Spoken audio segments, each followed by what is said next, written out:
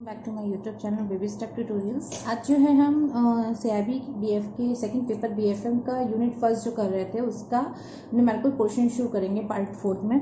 तो इसमें क्या है ना, जैसे आपको देखिए ये सारे आपको एग्जांपल्स दे रखे हैं। मैं एग्जांपल्स मैंने लिखे नहीं है तो मैं आपको इसी से पढ़ के बता दूंगी। बाकी कैलकुलेशन मैंने इस शीट में कर रखी है तो वो मैं आपको दिखा दूँगी। कैलकुलेशन वैसे एग्जाम्पल्स की सॉल्यूशन आपको बुक में दिए हुए थे, ठीक है।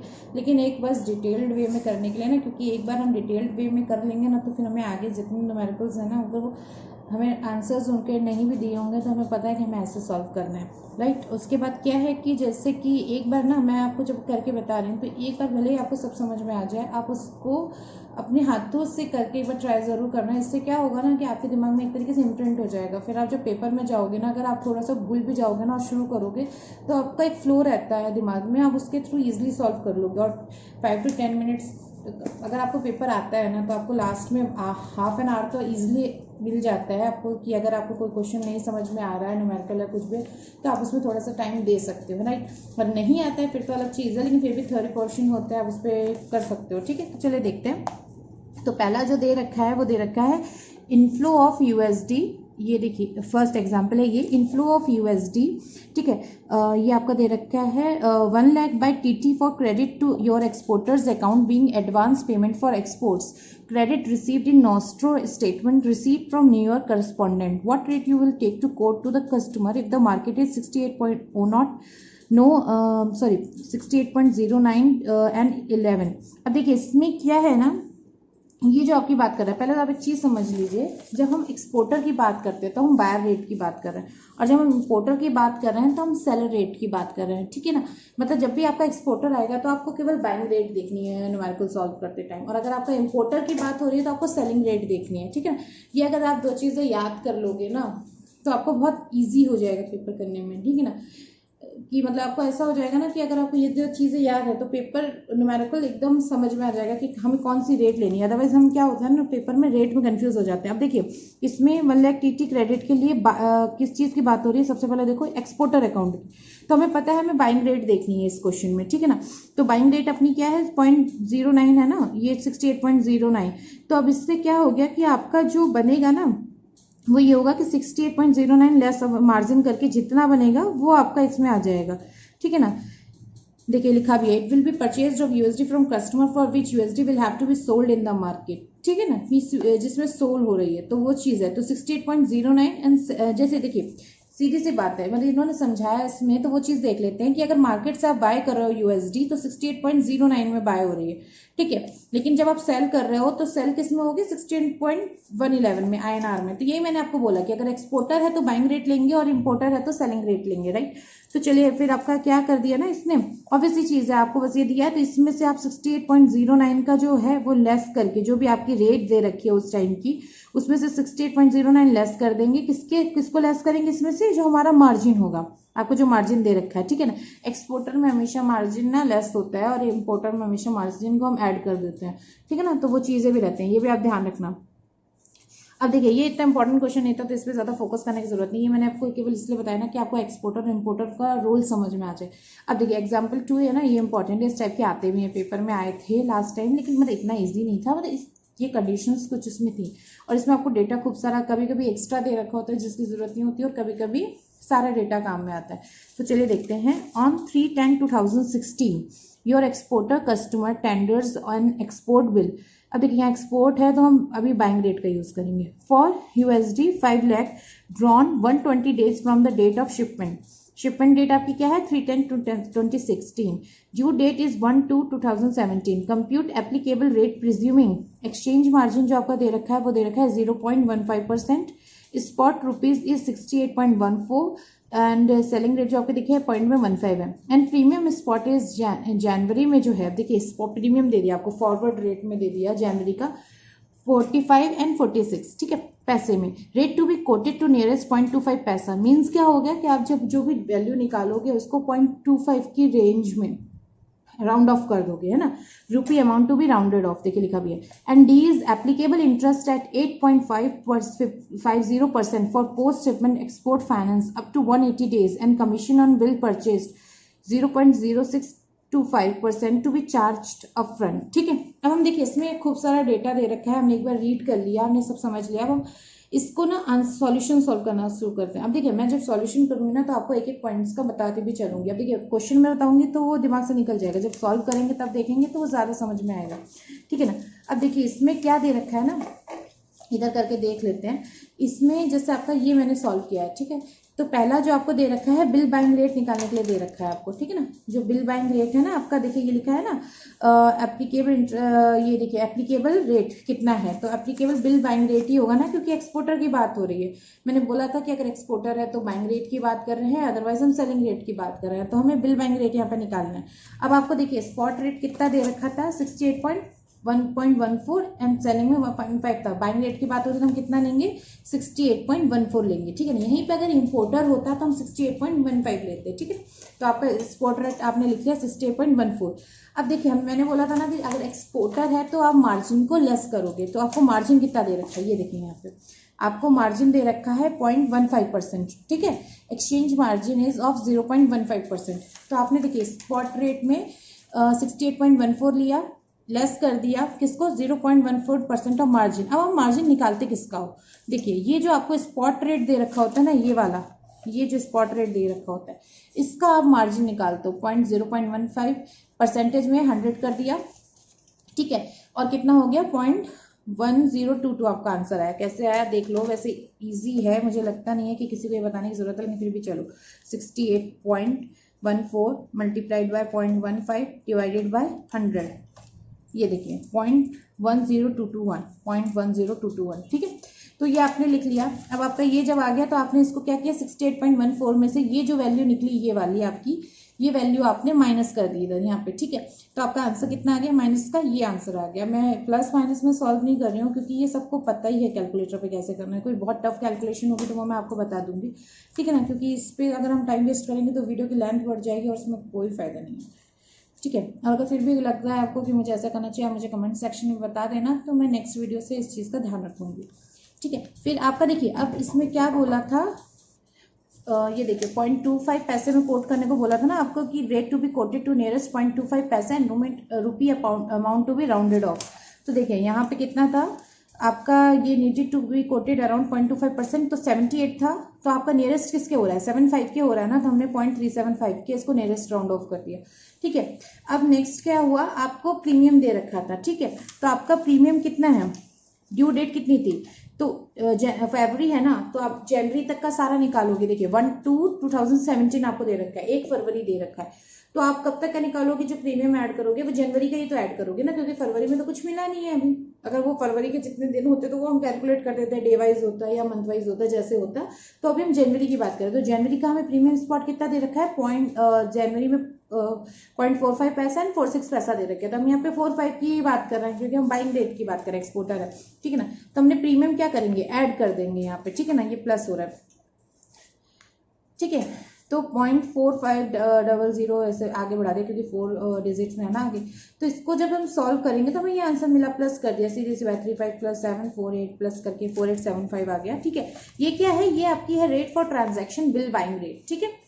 एक बार ऐसा करते हैं, फिर से देख लेते हैं, क्योंकि मैं आपको बुक के थ्रू समझा रही थी तो मे भी कंफ्यूजन हो जाए। देखिए आपको स्पॉट रेट बुक में दे रखी है 68.14/15, 0.14 आपकी बाइंग रेट है, 0.15 आपकी सेलिंग रेट है। यहाँ एक्सपोर्टर की बात हो रही है तो हम यहाँ पे देखेंगे आपका बाइंग रेट, तो 68.14 लिखा। आपका मार्जिन दे रखा था बुक में कि 0.15% मार्जिन लेना है। मार्जिन अगर एक्सपोर्टर की केस में माइनस होता है तो आप माइनस करेंगे। 0.15% मार्जिन आपने किसका निकाला, जो स्पॉट रेट दे रखा था 68.14, तो आपकी वैल्यू आई 0.1022, इसको आपने माइनस किया, आपका आया 68.0378। राउंड ऑफ करना था 0.25 की कंडीशन में, तो आपका आ गया 68.0375, ठीक है। फिर हमने इस वैल्यू में जो 68.0375 आया, इसमें हमने किसको करा, प्रीमियम को ऐड किया। प्रीमियम आपका कितना दे रखा था जनवरी की कंडीशन में, क्योंकि आपकी जो डेट दे रखी थी वो दे रखी थी 1 Feb 2017। तो आपका फर्स्ट जो जनवरी का प्रीमियम रेट था वो था 0.45 बाइंग रेट एंड 0.46 आपका सेलिंग रेट था। तो हम 0.45 में आपका ये लिख लेंगे ऐड करने के लिए, ठीक है। तो इसको ऐड किया तो आपकी वैल्यू आ गई 68.4875। ये आपका क्या है, rate for transaction bill buying rate है। यहाँ तक हमने समझ लिया, ठीक है। इस क्वेश्चन फर्स्ट क्वेश्चन है, इसलिए मैं आपको इतना डिटेल में समझा रही हूँ कि फिर नेक्स्ट क्वेश्चन में ना मैं आपको डायरेक्ट कैलकुलेशन बता दूंगी और आपको इतना डिटेल नहीं करना पड़ेगा क्योंकि एक ही बार में क्लियर हो जाएगा। ठीक है, अब आपका क्या दे रखा है, आपको देखिए इसमें calculate amount payable to customer भी निकाला है। पूछा तो केवल रेट था, लेकिन हम निकाल लेते हैं क्योंकि इसने निकाला है तो हम वो भी सीख लेते हैं क्या है। ठीक है ना, तो calculate amount payable to customer, आपकी बिल बाइंग रेट आ गई थी। बिल बाइंग रेट कितनी थी 68.4875। तो जब हम अमाउंट कैलकुलेट करेंगे ना जो कस्टमर को पेबल है, तो उसके लिए हमें रेट चाहिए होगा। ठीक है ना, तो हमने रेट वहाँ रेट तो खैर पूछा था क्वेश्चन में, तो रेट अगर आपको दे रखा है तो ठीक है, अदरवाइज रेट आप उस तरीके से निकाल लोगे। ठीक है, अब आपको यूएसडी कितना दे रखा था, 5 लाख दे रखा था। ठीक है, तो 5 लाख का 68.4875 से वैल्यू मल्टीप्लाई करके निकालोगे ना तो आपका आएगा 34243750 वैल्यू आएगी। ठीक है ना, इन दोनों का आपस में मल्टीप्लाई कर दिया क्योंकि आपका रेट के थ्रू निकाल लिया ना, तो इतना अमाउंट बैठा। ठीक है, अब इसमें क्या है, कितने दिन का था, देखिए ये देखिए ड्रॉन एट 120 डेज। ठीक है, तो आपका 128 डेज का था। अब देखिए रेट ऑफ इंटरेस्ट कितना दे रखा था, ये ध्यान से देखिए यहाँ पे 8.50 for post shipment export finance up to 180 days. ठीक है, तो आपका यहाँ पे क्या किया 120 डेज के लिए, क्योंकि ड्यू डेट क्या थी 120 डेज की थी ना, तो इंटरेस्ट 120 डेज का निकाल लिया कितने पे, एट द 8.50% पे। ठीक है, तो 8.50% रखा मल्टीप्लाई 120। अब देखिए यहाँ पे डेट्स की बात हो रही है और यहाँ पे ये ईयरली दे रखा है, तो अगर आपको ये मेंशन नहीं होता ना कि ईयरली है या क्या है तो हम उसको एनुअली लेते हैं। जैसे अगर आपको दे रखा है कि हाफ ईयरली रेट इतना है या डेली रेट इतना है तब तो ठीक है, अगर नहीं दे रखा होता है तो हम उसको ईयरली एज्यूम करते हैं। तो ईयरली की बात हो रही है तो यहाँ पे 120 डेज देखिए डेज में आ गया ना, तो हम इसको एनुअली नहीं रख सकते ना, इसको भी हमें डेज में कन्वर्ट करना पड़ेगा। तो हम 365 डेज ले लेंगे मल्टीप्लाइड बाय 100। जब हम इसको सॉल्व करेंगे हमें ये वैल्यू मिलेगी। ठीक है, अब इस वैल्यू से हम क्या करेंगे, इसको मल्टीप्लाई करेंगे, ये जो 34243750 है इसको इस वैल्यू से मल्टीप्लाई करेंगे तो हमें ये वैल्यू मिलेगी जिसको हम राउंड ऑफ करके ले लेंगे न्यूमेरिकल वैल्यू में। तो हमारा आया 956949। ठीक है, सीधी सी बात है, जब आप बहुत बड़े बड़े ट्रांजेक्शन कर रहे हो तो आप पैसा तो काउंट नहीं करोगे, आप उसको राउंड ऑफ फिगर में ही लोगे, राइट। तो हमने उसको राउंड ऑफ फिगर में ले लिया। यहाँ 6 था, अगर 4 होता तो हम इसको 80 रखते, लेकिन 5 से बड़ा है तो हम इसको यहाँ पे 9 कर देंगे। ठीक है, 9 क्या करते हैं, 8 की जगह 0.4 होता ना तो हम इसको 8 रखते हैं, अदरवाइज इसको 9 कर दिया, 956949। ठीक है, अब आपको ये पता चल गया ना कि जो इंटरेस्ट आया 120 एट द रेट 8.50% पे ये वैल्यू कैसे आई। इसलिए मैंने आपको इतना पूरा डिटेल कैलकुलेशन करके बता दिया कि पहले तो आपने इस परसेंटेज को सॉल्व करके 120 डेज के साथ ये इंटरेस्ट निकाला और इसको मल्टीप्लाई कर दिया 34243750। ठीक है, जो आपका यूएसडी निकला था ये यूएसडी में। ठीक है ना, अब उसके बाद आपका देखिए कमीशन की बात हो रही, क्योंकि इन्होंने ये भी बोला था and commission on bill purchase इतना टू बी चार्ज अपफ्रंट। तो आपका कमीशन लगा है तो वो भी आप हटाओगे। ठीक है ना, कमीशन को भी तो आप लोगे ना अपना, ये तो आपने ले लिया जो इंटरेस्ट लगा, पर आप कमीशन भी तो लोगे। तो 0.625% किस पे लगाओगे आप, इसी अमाउंट पे तो लगाओगे जो ये 34243750 निकला। इस पे जब आपने निकाला तो कितनी वैल्यू आई 21402 आई। ठीक है, मल्टीप्लाई करने के बाद जैसे आप जब मल्टीप्लाई करोगे 0.625 का इसमें तो आपको 21402 राउंड ऑफ करके मिला। ठीक है ना, तो इसमें क्या हो गया, आपका जो अमाउंट पेबल हुआ उसको हम कैसे निकालेंगे, जो आपका 34243750 आया, जो वैल्यू हमने मल्टीप्लाई करके निकाली थी, इसमें से आपने इंटरेस्ट माइनस कर दिया, ये आपका इंटरेस्ट है। ठीक है ना, और उसके बाद इसमें से आपने ये आपका कमीशन है। ठीक है ना, तो आपने कमीशन माइनस कर दिया आपका, तो ये जो वैल्यू आई ना ये अमाउंट पेएबल है कस्टमर को। ठीक है ना, तो इजी था, एक बार समझाने के लिए मैंने इतना टाइम ले लिया आपका। ठीक है, तो कोई बहुत ज़्यादा टफ नहीं था। अब नेक्स्ट क्वेश्चन देखते हैं क्या है, retirement of import bill for GBP 1 lakh by TT margin 0.20%, ignore cash discount premium, GBP USD is। देखिए अब आपको यहाँ पे GBP जो पाउंड है उसकी दे रखी है, ग्रेट ब्रिटेन पाउंड की USD में, ग्रेट ब्रिटेन पाउंड होता है ना, ये GBP जो होता है, सॉरी दिख नहीं रहा होगा आपको, GBP जो होता है ग्रेट ब्रिटेन पाउंड होता है। तो USD में कितनी वैल्यू दे रखी है, GBP की है 1.2175 और USD की है 1.2185।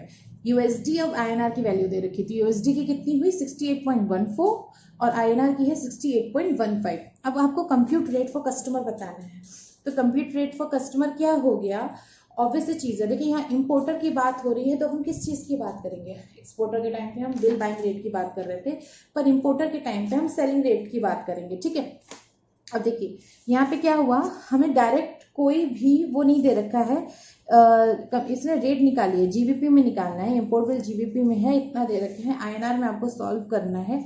तो आप कैसे निकालोगे? आईएनआर की तो कोई वैल्यू दे नहीं रखी है, मतलब जीबीपी और आईएनआर के आपस में कोई रिलेशन तो दे नहीं रखे हैं। तो आप क्या करोगे, जीबीपी यूएसडी लिखोगे। क्रॉस रेट वाला जो कंसेप्ट हमने पढ़ा था ना कि आपस में क्रॉस रेट का यूज करके हम इसको सॉल्व कर लेते हैं, तो जीबीपी वाला जो कंसेप्ट है जीबीपी यूएसडी 1.21752185 ये लिखा, यूएसडी आईएनआर और ये लिखा।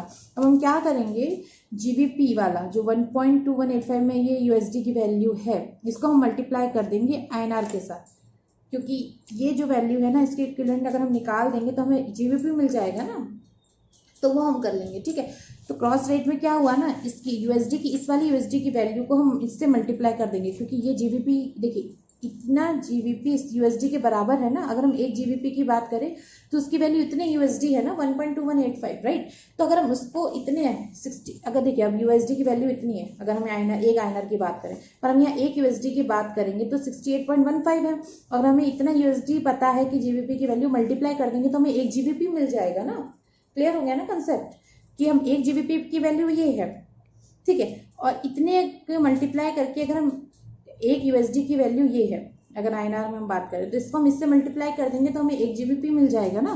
तो वही हमने किया, 1.2185 का मल्टीप्लाई कर दिया 68.15 से, तो आपका ये वैल्यू आया, इसको राउंड ऑफ कर दिया, हमें इतना आ गया। अब इसने क्या बोला था, मार्जिन एट द रेट 0.20%, तो मार्जिन निकाल लिया, कितना निकला 83.0408 में 0.02 के 100 में ये निकाल लिया।